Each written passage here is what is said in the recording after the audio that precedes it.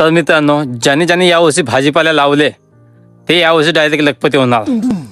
काल जो मार्केटचा रेट सुटलाय ना, त्या हिशोबाने प्रत्येक घरी लखपती होणार आता भाजीपालेवाला.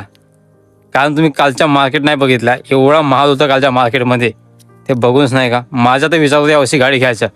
पण येणार गाडी वगैरे काही नाही, डायरेक्ट कारच घेऊन टाकतो.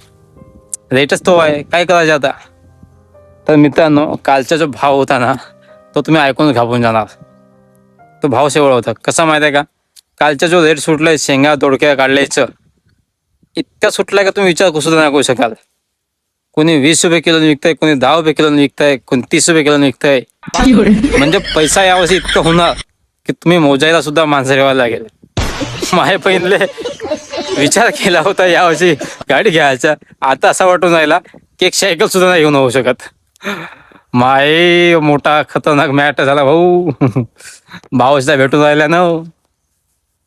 हे बघा, इतकं सारा तर सगळ्या जागेला तर भाजीपाला लावलाय. असं मला आता असं वाटत आहे की यावर्षी दवाईचा सुद्धा खर्च नाही निघणार. लई कडक आहे हो मार्केट. जिरली भाऊ आता आमची, जिरली. आता नाही करणार याच्या पुढं कधीच.